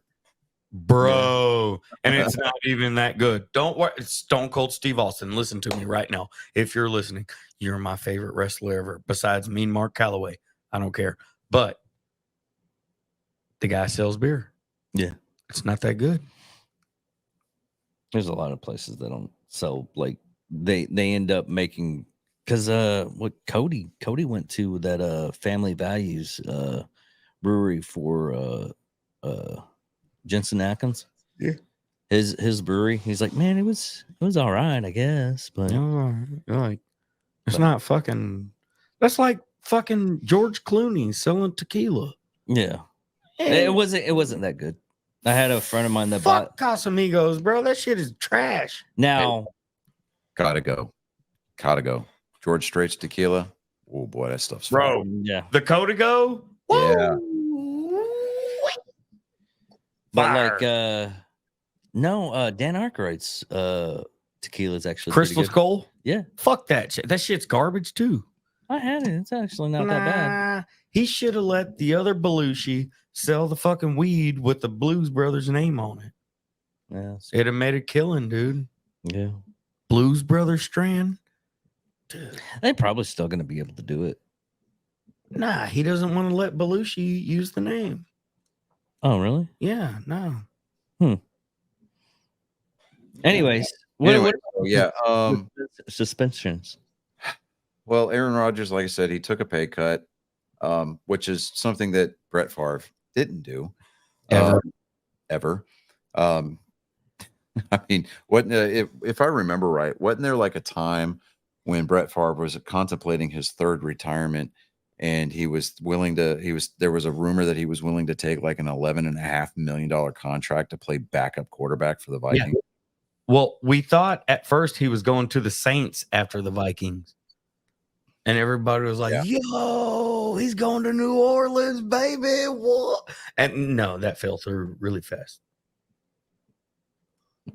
Yeah, so we'll see what says quote it wasn't really a negotiation like back and forth. It was me starting at 50 and them starting at 20 and then meeting somewhere. It was an easy conversation, much of it in between me and general manager Joe Douglas, just talking about the state of the team, the opportunities that could be out there, that are out there now, that could be out there, and what both sides felt comfortable with. It wasn't like there was a stress point. I think the only stress was maybe Mr. Johnson wanting to get something done, but we weren't stressing about it at all. It took a couple of days to get it down on paper, but it wasn't a big deal. So I'm thinking that if I remember right, it was like a $33.36 million pay cut.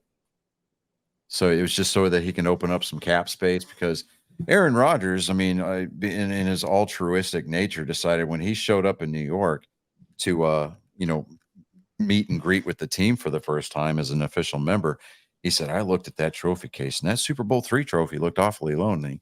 And he's talking big shit. He's like, oh, we're going to bring another championship to the Meadowlands. But then he started looking around him and realizing, I don't have anybody to throw to around here.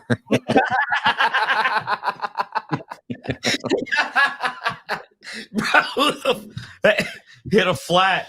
Let my fucking running back hit a flat. Fucking, what is that? The old wheel route. Just Yeah.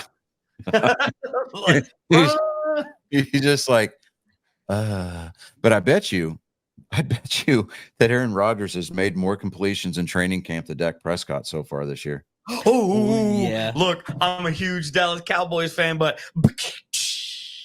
fuck Yeah. that Prescott, Dude. bro. I'm tired of his shit. He's a piece of shit. He can't throw for shit. He can't run for shit now that his fucking ankle's gone. He's just like, dude, I was all about Dak Prescott, but now he's turned into a fucking later years Troy Aikman, a fucking horrible fucking Tony Romo. Like, dude, at one time we had Vince Carter throwing passes for us. We had Vinny Testaverde, and now we got Dak fucking Prescott. Yeah. And,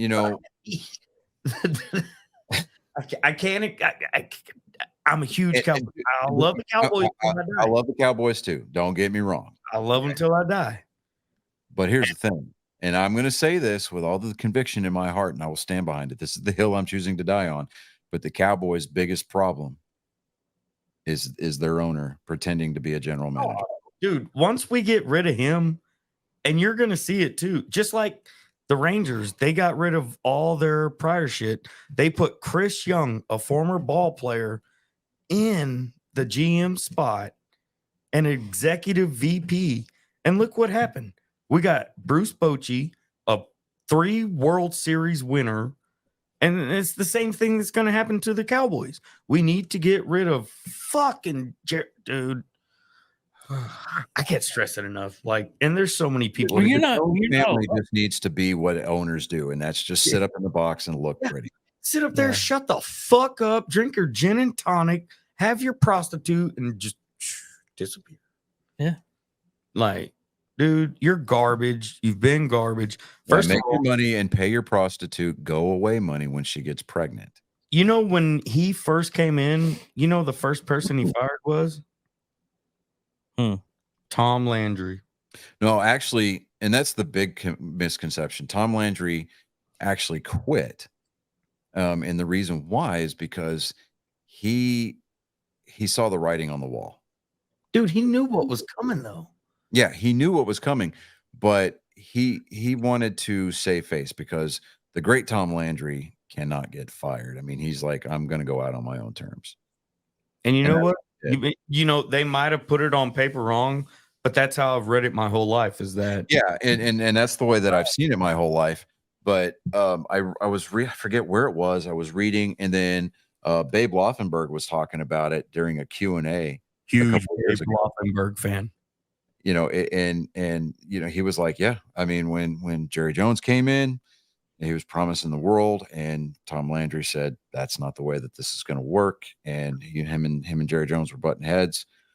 I mean, the writing was on the wall that Tom Landry wasn't long for that world anyway, so he just decided to bow out gracefully and go out on his own terms.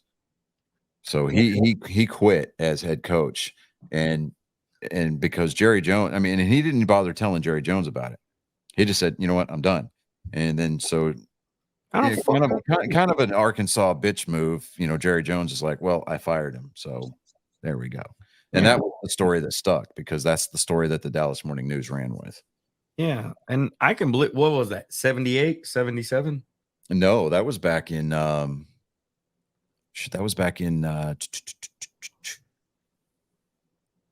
late 80s, early 90s. Are you sure? Like what, 83, 84? Yeah. I'm not gonna because I think it was Tom Landry. Was it Tom Landry then Jimmy Johnson? Oh, yeah. That was in the 90s though. Yeah, that was in the 90s. Jimmy Johnson was '90s, and then they got old Oklahoma himself, Barry Barry Switzer. Yeah, But And Barry Switzer, to be fair, Barry Switzer didn't coach that team to a Super Bowl. he didn't give. Dude, Jimmy Johnson coached that mother. How about them Cowboys? 88. Barry Switzer, he was the lucky recipient of the Jimmy Johnson fallout. Of a badass team, and they I mean, went out he there had Jerry Johnson or Jimmy Johnson's leftovers. That's they all it was. performed. But now I will say this: He left in 88. who Tom Landry? Landry. Yeah. 88. Tom Landry, yeah. All right. Okay. Now, I'm not going to get into the Cowboys' criminal history because it runs way more than any other profession. Michael Irving. Yeah, no, I get it. Yeah, Nate Newton. I mean, when they came to town to do their training and everything, I know. our Coke sales went up. Yeah, I know. Up. I know. My wife's mom told me, she was like, I tried to get a fucking 8-ball and they wanted too much. I was like, excuse me? Like, excuse me? So yeah, that like what? Dude, the early 90s Cowboys, bro, if you ever watch Any Given Sunday Yeah. with Lawrence Taylor, bro, that's how they all acted. Yeah. They was snorting blow. They was taking IVs after the first quarter. They was like, they're just junkies. Yeah. For entertainment out there for us. And it's like, man, I really watch Fox noon every Sunday to watch some cokeheads go against each other. Yeah, pretty much. And that's all it is. Am I lying, Johnny? No, back in the 90s, that's all it was, dude. That's all it was. I mean, because you think about it too, that was also about the same time period that steroids really started making their way heavy back into baseball, and the ownership just did not care. No. I mean, you're talking about 90. What is it, like the or late 80s, early 90s? You had the Bash brothers, Mark McGuire, Jose Canseco, Ruben Sierra. 96, it hit everything. And that's when, dude, you had Alex Rodriguez, Manny Ramirez. Dude, you had Daniel Posh. He said, let him do steroids. Hey, I want to see just how hard somebody can hit another human being before their heart explodes. Exactly. I want to see somebody hit a home run for 850 feet. Like, hit that shit. Gone. Not just past the Green Monster, but I want to see it fall in the Boston Harbor. Like, here's the thing. Okay, though, like I'm a big proponent of getting Pete Rose reinstated, right? dude, he got fucked over. But I am devoutly against Barry Bonds getting into the Hall of Fame. Fuck Barry Bonds. He tried to keep it so cool after the PED shit. Mark McGuire knew what happened. He knew what time it was. I mean, you look at some of his baseball cards, right? Like his rookie season, dude is skinny as a rail, right? I got Sammy Sosa, Mark McGuire, and Barry Bonds rookie cards. These guys are fucking, they're skinny. dude, little bitty mother. I can't even act skinny. And then they're like their third, fourth year in the league. And like, these guys are fucking blew up, dude. Blew up. giant. Now, Mark McGuire, to his credit, Mark McGuire used androstenedione. He didn't use the anabolic stuff. He used androstenedione, which was over the counter at the time. At the time. Yeah, but it was still on the banned list. Yeah, exactly. You know, Ruben Sierra lied in front of a congressional panel that no way did I ever take steroids. And he was on that list. Yeah. So it came to Texas with Alex Rodriguez. Juan Gonzalez. Do you remember Juan Gonzalez? Yes, I remember Juan Gonzalez. Motherfucker would go up to the plate every time, just hit a dinger. And it's like, oh shit, that's Juan Gonzalez. It's like, bro. I'll tell you, you know, I've never been a big Rangers fan, but I tell you one career that I would have loved to see it played out was Josh Hamilton. Hey, the guy was on coke, not still. I mean, when he was clean, dude was hitting. Bro, dude was hitting 4 home runs a game. 4. I mean, I would have loved to have seen him play 10, 12 years. Dude. But when Texas refused to sign him and he went to Anaheim, right?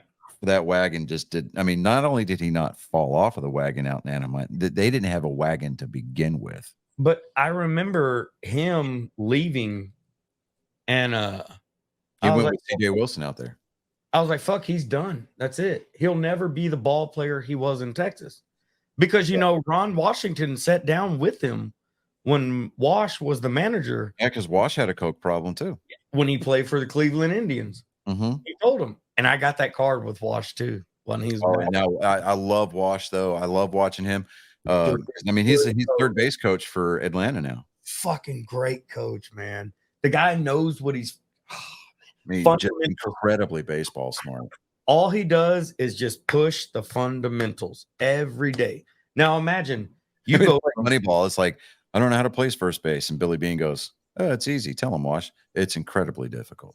Yeah, exactly. But you know, Wash will tell you, he'll tell you, hey, we're gonna do fundamentals all day long. Yeah. These kids, everybody's grown up playing little league, high school ball, college ball, high A, double A, triple A. Then you get up to the big leagues, and then you meet Ron Washington. He's like, we're gonna take a few grounders and just throw it to first and bring it back on home.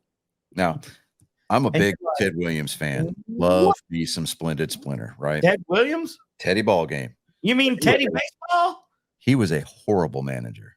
What? He was so drunk he couldn't coach his ass out of a paper bag, boy. But here's the thing. Like, whenever the Washington Senators moved to Arlington and became the Texas Rangers, Right. they were out there practicing, and he was just like, he was trying to, they were doing fielding drills and everything, and he's just like, just put your gloves up and go grab your bats. Yeah. I mean, the early versions of the Rangers, they were good fundamental hitters because they had the greatest hitter on the planet coaching Yeah. them.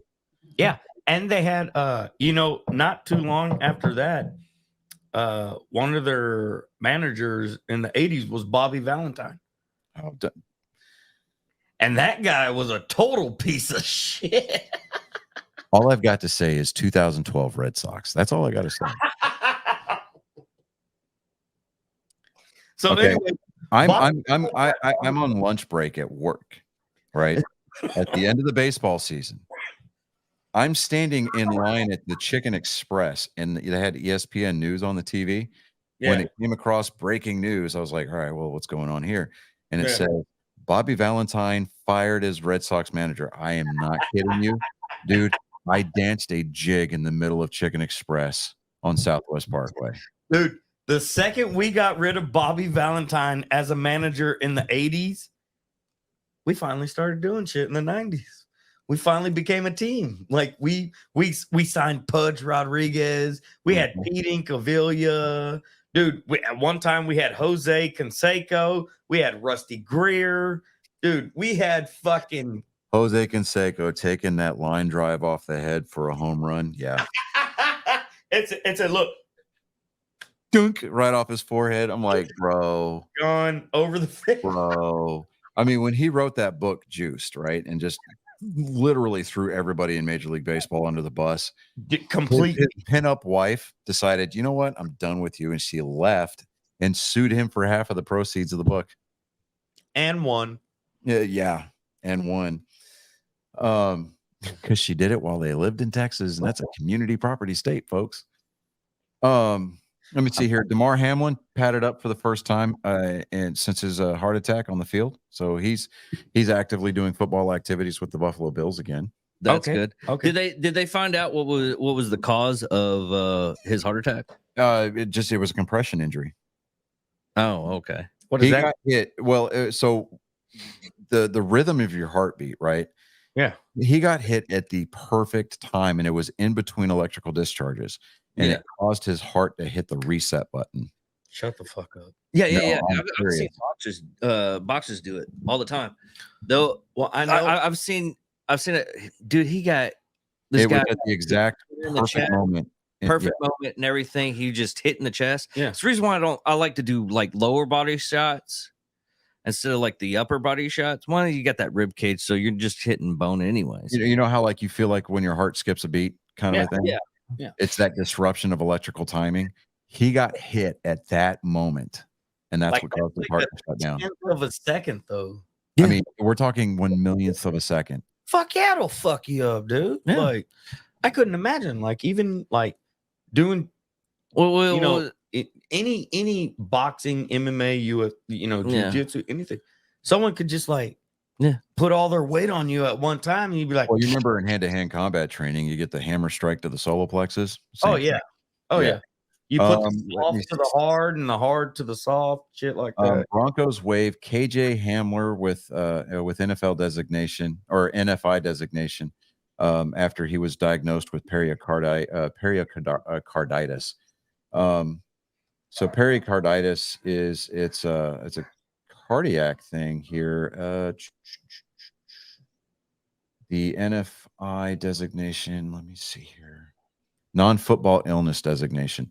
Yeah, so it's a heart irritation. So it is a cardiac condition, but I think that teams around the league are approaching those types of conditions and diagnoses with more of a kid glove kind of a mentality, especially after the Danny Lamar Yeah. incident. Let me see here. Deshaun Watson, first full season with the franchise. I'm wondering though, because you remember how Jerry Johnson used to pay bodyguards to babysit his players, like Tank McNamara. You remember him? Yeah, I wonder if Deshaun Watson has got like got a bouncer following him around every time he thinks about going to a massage parlor. He gets chucked back into the booth. Dude. What if they Did he get caught again? Did he get caught again? No, but what if they hire Bill Cosby as his fucking bodyguard? I mean, he can't see anything. So. Man, I don't know what happened. I said I wanted to get a massage, and next thing I know, I pass out, and I look like a glazed donut, and there's Bill Cosby sitting over there going, No, I get it. Deshaun Watson is a predator. He's a fucking predator. Yeah. Because look, we're all grown men, right? Yeah. We've all had a massage before, right? Oh, yeah. Did any of us get convicted? No. Okay. What the fuck is so hard about just walking into the parlor, saying you pay for this massage, you get your fucking massage, and you go home? Well, some it's people kind of like Des Bryant, right? He didn't come from a lot of money. He attended OSU on a scholarship, and Who's then that? handed Des Bryant. Oh fuck! Don't even get me stuck.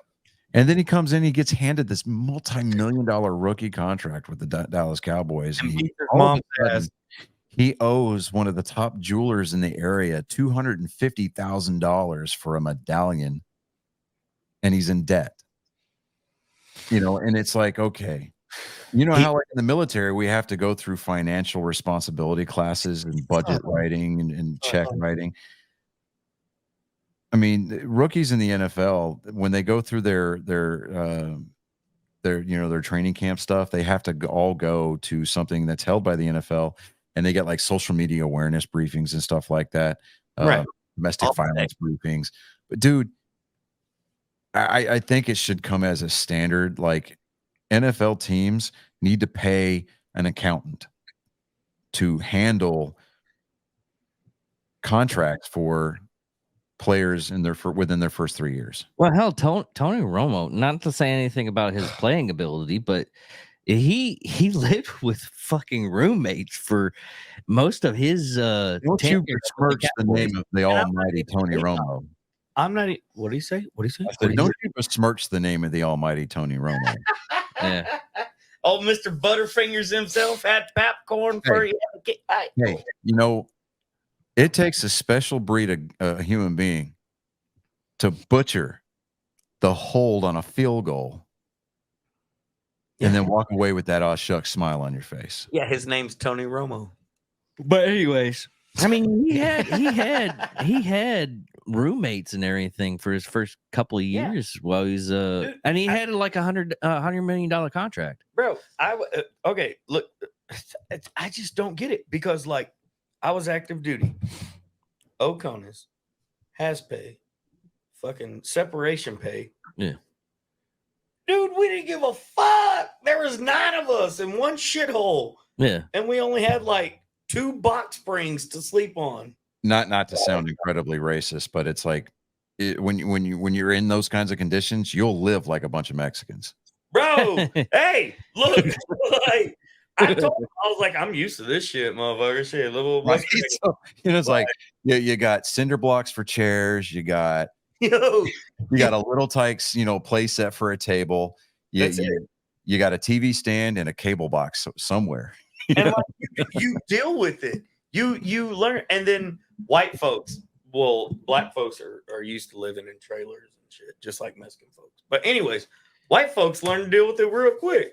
Like they're like, oh fuck, this is real. This is life. And it's like, yeah, there's a hole in the double wide. By God, I'm gonna go get me some 3/4 inch plywood. That's all. yo. That 1/4 inch plywood in a mobile home sucks. Can't hang no pictures, no posters, no nothing on Oh, that. I'm talking about the flooring. Oh, I was talking about the wall, and Oh no, the wall, dude. No, you get 1/4 inch there. there ain't no 2x4s. They got 1x2s and them fucking studs.